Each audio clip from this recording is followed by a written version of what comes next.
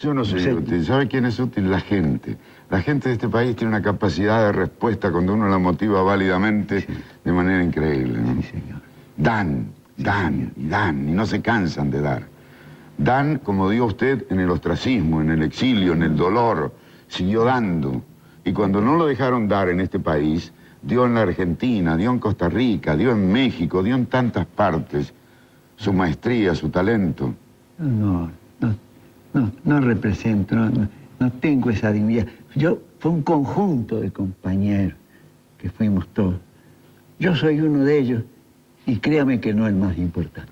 Siéntese, por favor. Bueno, donde usted quiera. Un segundito, voy a buscar unos papeles. Vaya subiendo.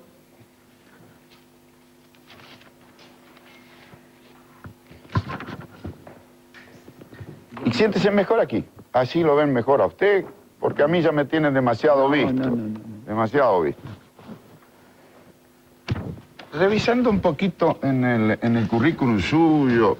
¿Está aquí el micrófono bien? Sí. Revisando un poquito en el currículum suyo. ¿Usted nació en Montevideo? No, ¿O en Canelones? En Canelones. En Canelones. Ah, yo creí que había nacido en Montevideo y después se había ido a Canelones. No. Nací en Canelones, después mi padre, que era sastre, maestro sastre, una profesión muy importante, era de origen napolitano. Mi madre era hija de italianos, pero era de origen piemontés. ¿Ah, sí? Como mi madre. Bueno, entonces... Era buena cocinera de la Baña Cauda, me imagino, por ejemplo, ¿no? Era, además, que hacía unas pastas exquisitas, era una excelente repostera. Entonces, bueno, nosotros hemos tenido el privilegio de podernos comunicar con gente, pero nosotros no somos lo que la gente nos atribuye. Nosotros somos una consecuencia de nuestro medio y de los lugares donde trabajamos. Pero usted, al nacer en Canelones y vivir su niñez en Canelones, ¿es cierto que su padre de alguna manera lo llevaba de la mano al encuentro de los primeros encuentros de teatro? ¿El sastre? ¿Cómo no? Pero eso era ya en Montevideo. Ya en Montevideo, no en Canelones. No en Canelones. Pero ¿cómo empieza su vida en Canelones deportiva y usted se convierte en un extraordinario, muy buen jugador de fútbol que forma parte incluso de... creo que fue hasta capitán de la selección del departamento, ¿no? Coincidíamos en la época en que Nasasi era el capitán del Roland Moore. Y entonces se hacía lo que se llamaba el Campeonato del Sur. Y Nasasi jugaba de centro half en aquel momento. Era el momento de 1, 2, 3, 5. Bueno, y yo le decía, pero José, tú eres un ser fenomenal. ¿Qué haces aquí en el Roland Moore? Si tú tendrías que estar en Nacional, en Peñarol. Y me dice, pero mira, flaco, porque felizmente fui flaco siempre. Dice, en Nacional está Sibeki, que es un maestro, y en Peñarol está Juan Delgado. ¿Qué voy a hacer? Sin embargo, pasando el tiempo, él no solamente se integró a Nacional y fue el gran capitán de los combinados. Pero usted jugó con Nogués, con Bastos Buffone, ¿Cómo no? Con Landeira. ¿Cómo no? En Wanderers. ¿Cómo no? ¿En qué equipo? En el Wanderers. Pero jugó en Liverpool también.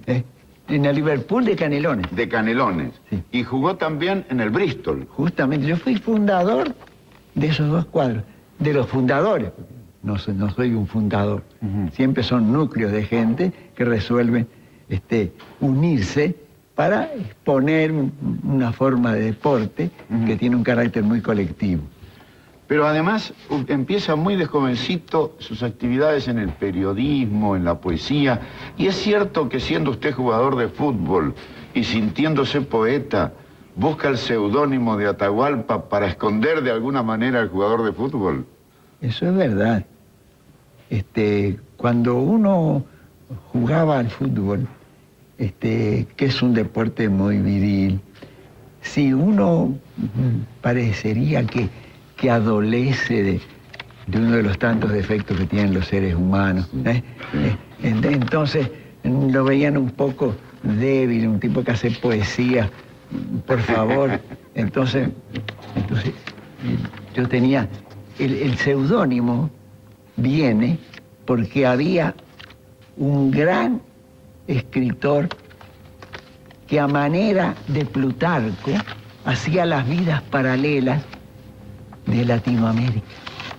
Y entonces aparece ahí Pizarro y Atahualpa. Pizarro y Atahualpa. Y usted toma el nombre de Atahualpa, ¿no? Entonces, el nombre de Atahualpa me atrajo no solamente eufónicamente, sino por un hombre que fue tan poderoso que luchaba con Huáscar, su medio hermano. Había lucha entre ellos. Pero sobre todo el sacrificio de él. Él no concebía, por ejemplo, que cuando llegan los españoles ahí, les exigen una cantidad de oro. Hasta su cabeza. Hasta su cabeza. Y no lo concebían, porque para ellos el oro no tenía un valor especial como metal. Era un metal precioso, pero ellos hacían estatuillas. Llegaban a hacer instrumentos porque podían modelar, podían trabajar con él, fundirlo, y hacían instrumentos para cirugía. ¿Cómo no? Incluso los españoles, con su incultura, que vinieron con mucha incultura, muchos de ellos porque eran cuidadores de cerdo, por ejemplo, algunos conquistadores, se encontraron con una civilización que los sorprendió, que sabía matemáticas, que sabía cirugía, que hacían trepanación de cráneo, ¿no? Sí. Lo sorprendente es que cuando llegan los españoles hay una forma cultural que indudablemente los supera a lo que traen los españoles. Ellos traen un Dios abstracto, hay que imaginarlo, y vienen para imponerlo con la cruz y con la espada. Con la cruz y con la espada. Entonces, ellos tenían ya una concepción cósmica de las cosas. El Dios de ellos era el sol y la luna. Claro. Quiere decir que fíjese que se estaban adelantando a la relación cósmica que están haciendo los hombres, están viajando al cosmos. El hombre desciende en la luna en esta época, alarde de la técnica, una maravilla de la técnica, pero ellos tenían toda la relación cósmica sin el vuelo. Usted habló mucho y de joven, porque allá por el año 30 usted recibe un premio en un concurso del Ministerio de Instrucción Pública.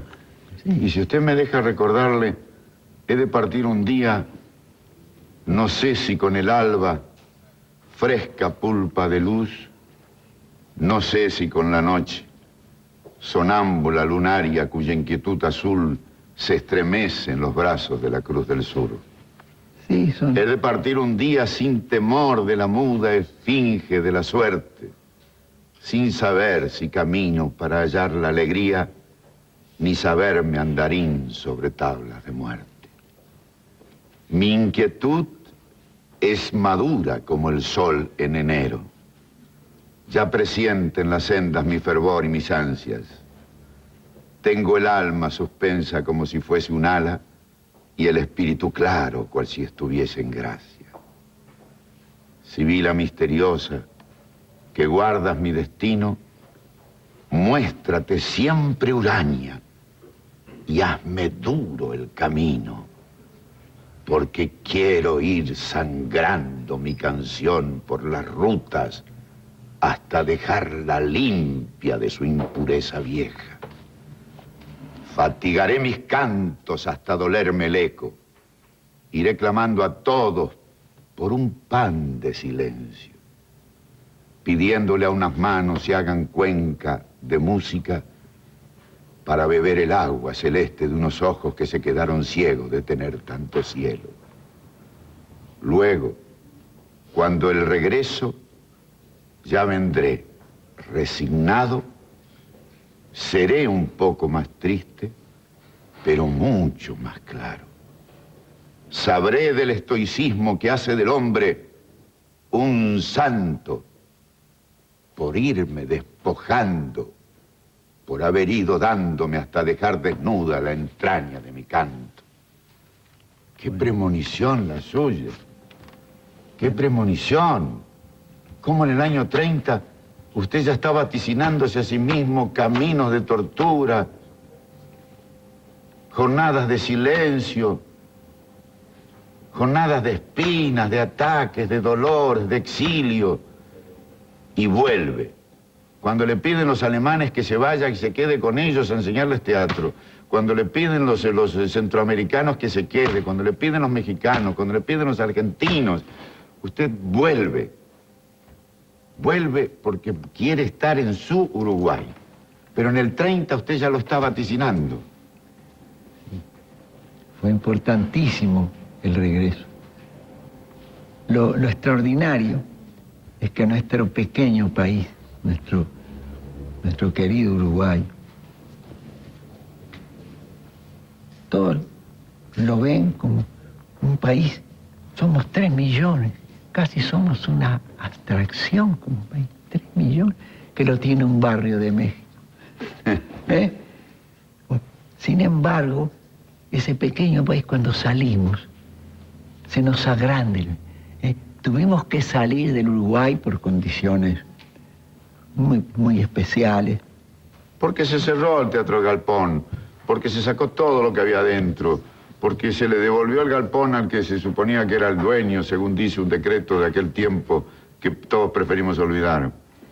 Porque hubo persecución, porque directivos del galpón estuvieron presos, y porque usted tuvo la enorme suerte de que le salvaran de alguna manera y se lo llevaran en andas del amor y del cariño y del respeto que le tenía a su gente para salvarlo para todos, ¿no? Yo en realidad solo una vez estuve detenido. A mí no me torturaron, yo no puedo manifestar a mí se me haría. Cuando yo desembarco en Costa Rica, se me adelanta una periodista. Me dice, qué suerte, que está bien, que lo han liberado. No, le digo, yo no he estado detenido, por favor. No tengo ni ese dolor ni ese honor. Son mis compañeros, sí, que están allá. Ellos, muchos, ellos, la mayoría fueron detenidos. Y después, por un gran gesto de una personalidad mexicana, consiguió un ministro Muniz, que no lo podremos olvidar jamás. Él consiguió que pudiéramos... Nosotros éramos aficionados teatrales. Nos tuvimos que profesionalizar en México porque había que trabajar. Sí, nosotros en el Uruguay éramos bancarios, profesores, obreros, de todas las profesiones. Y nuestra vocación era el arte, pero nuestra profesión era otra. Había una antinomia entre profesión y vocación. Y lo importante era que la vocación estuviera respaldada y fundida con la vocación. Que se fuera profesional de eso. Hay derecho a vivir de eso al que uno entrega su vida. El exilio los hizo profesionales. El exilio nos obligó a ser profesionales y la amplitud de México. Nos contrataba. Había días que el galpón estaba en 3 lugares distintos, dividíamos el elenco. Había trabajando en el Distrito Federal, otro viajaba al interior. Y otros estaban de pronto viajando en aviones por las distancias enormes que hay en México. En 4 lugares estaba el galpón actuando. El galpón que hoy está cumpliendo sus 42 primeros años, ¿no? 42 primeros años, y que desde luego nosotros nos sentimos muy satisfechos que la gente nos acompañe. Hay unas jornadas especiales de conmemoración muy lindas donde seguramente la gente se va a volcar para acompañarlo, ¿no? Nosotros estamos esperando, incluso los invitamos para que vayan, porque se está creado un precio popularísimo para niños, con el elenco estupendo que tiene el galpón de títeres, y para los mayores con el elenco responsable que tiene también. Hemos tenido la suerte de tenerlos aquí, de mostrarlos y mostrar parte de su obra y charlar con ellos. Chile no le fue ajeno a usted y a su inquietud. No, usted tuvo tiempo en Chile y estuvo enseñando en Chile. No sé si enseñando o aprendiendo. No. Es más lo que aprendí que lo que enseñé. Pero estuvo tiempo en Chile. Sí, cómo no. También estuvo en Chile Margarita Xirgu. Cómo no. Claro. Cómo no. También, gran creadora de escuelas y de... Sí, no, la estancia nuestra fue por razones de relaciones. El galpón coincidía con el teatro de la Universidad de Santiago de Chile, que se llamaba El Ituch, un conjunto maravilloso, donde la mayoría de los actores eran maestros, profesores, profesionales, desde el punto de vista cultural, de todas las formas del conocimiento técnico y humano que había. Pero también estaba la gente que hacía teatro. Y el teatro lo hacían a cabalidad, como grandes profesionales. Emilio Rojas, periodista, ¿quiere tener la amabilidad de acercarse, por favor? ¿Cómo le va? ¿Cómo está usted? Mucho gusto. Siéntate. ¿Cómo? Siéntate. Emilio Rojas es agregado cultural y de prensa de la Embajada de Chile. Y nos tienes que contar que... Sí. Te agradezco. La verdad es que estoy muy emocionado porque... Y quiero pedir y comprometerte junto a Burro May, propietario de este canal, porque quiero que este video, si me autorizan, pueda enviarlo a la gente, a mi país, a la Universidad de Chile, donde hablaba el maestro. Gracias, muchas gracias, de verdad, porque lo dijiste todo, René. Atahualpa es más que uruguayo, pertenece al mundo, y nosotros lo queremos mucho. Y este homenaje que nace de nuestra embajada, acá, no es del gobierno chileno, siendo inclusive, claro que sí, ¿no? Pero realmente se la tenía merecida hace mucho tiempo y quisimos ahora, en esta época, hacerle el homenaje a este gran y maravilloso maestro. ¿No te imaginas que en el año 60, cuando llega a dirigir el Círculo de Tiza Caucasano, la revolución que crea en esa playa de actores nuestros, estaba Roberto Pará, Marés González, el ayudante de dirección de él en esa obra fue un chileno que ahora tiene un nombre mundial, Víctor Jara. Uy. Pedro Hortus, que era un gran director también latinoamericano, pide al maestro que por favor le dé un papelito aunque sea chico para poder aprender con él. En fin, parlamentarios todos de esa época, entre ellos el presidente de la Cámara del... Identificados con aquellas palabras, con aquellas situaciones, con aquellos diálogos, los asume como propios. El distanciamiento brechiano que este director ha aplicado en algunas de sus más recordadas puestas teatrales se complementa extrañamente con un acercamiento humano en el que Atahualpa es todo un especialista.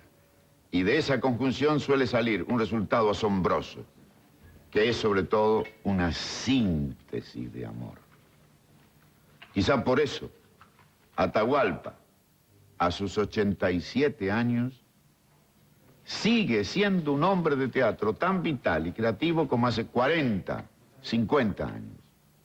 Su estampa delgada, con sus canas de experiencia y picardía,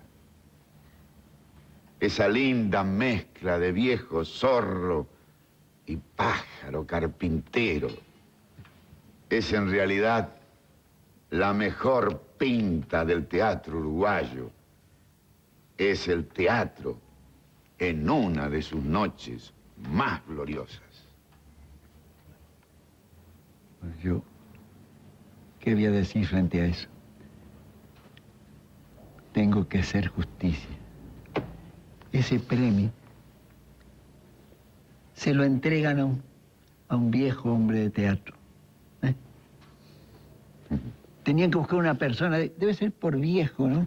Por aquello, por aquello de Cervantes, dice, viejo, reviejo, pellejo. Bueno, eso soy yo. Desgraciadamente soy el más viejo. Entonces no hay ningún mérito, es una desgracia, porque lo importante es que todos envejecemos y cómo añoramos la juventud y cómo necesitamos la juventud y cómo tenemos que aprender de los jóvenes. Y yo les puedo decir que yo en Chile tuve todos esos contactos, pero no era Atahualpa del Siopo.